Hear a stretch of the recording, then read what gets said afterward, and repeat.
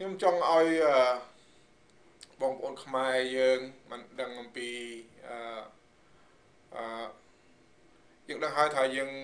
រស់នៅស្រុកខ្មែរយើងកើតនៅស្រុកខ្មែរយើងដឹងថាយើងដើរតាមឪពុកម្ដាយរបស់យើងជាខ្មែរជាជនជាតិខ្មែរប៉ុន្តែខ្ញុំចង់ឲ្យបងប្អូនទាំងអស់គ្នាដើម្បីដឹងថាយើងមានព្រះមួយ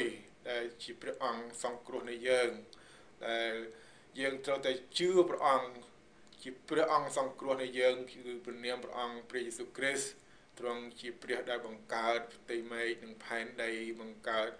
របស់របរសពសារពើហើយបង្កើតជីវិតយើងទាំងអស់គ្នាដូច្នេះសូមបងប្អូនពិចារណាដើម្បីគិតឡើងវិញដោយពីព្រោះការដែលយើងថ្វាយបង្គំព្រះអង្គថ្វាយបង្គំឪពុកម្ដាយដូនតារបស់យើងត្រូវហើយបាទប៉ុន្តែយើងមិនបានសង្គ្រោះដូចជាយើងបានជឿព្រះយេស៊ូវគ្រីស្ទទ្រង់ជាព្រះម្ចាស់នៃយើងដែលទ្រង់យាងមកពីឋានសួគ៌ទ្រង់ស្រឡាញ់យើងទ្រង់ចង់ឲ្យយើងម្នាក់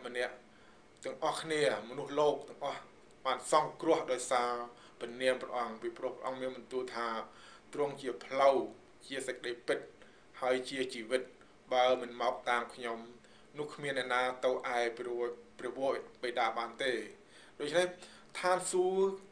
គឺព្រះវរបិតាគឺជាឋានសួគ៌នោះឯងដែលយើងម្នាក់ខ្មែរយើងជនជាតិខ្មែរជនជាតិបរទេសផ្សេងដែលចង់ទៅឋានសួគ៌ដូច្នេះឋានសួគ៌គឺជារបស់ព្រះអង្គម្ចាស់ព្រះយេស៊ូវគ្រីស្ទទ្រង់ជាម្ចាស់ដូច្នេះបើយើងមិនទៅតាមព្រះអង្គបើយើងមិនដើរតាមព្រះអង្គមិនជឿព្រះអង្គទេយើងមិនអាចចូលទៅក្នុងឋានសួគ៌បានទេសូមអរគុណព្រះអង្គសូមបងប្អូនទាំងអស់គ្នា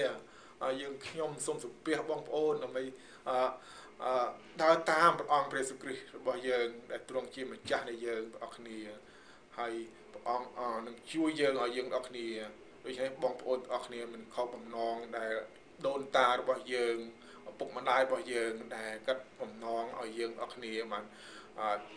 ចូលទៅឋានសួគ៌នោះទេដូច្នេះសូមអរគុណសូមអញ្ជើញ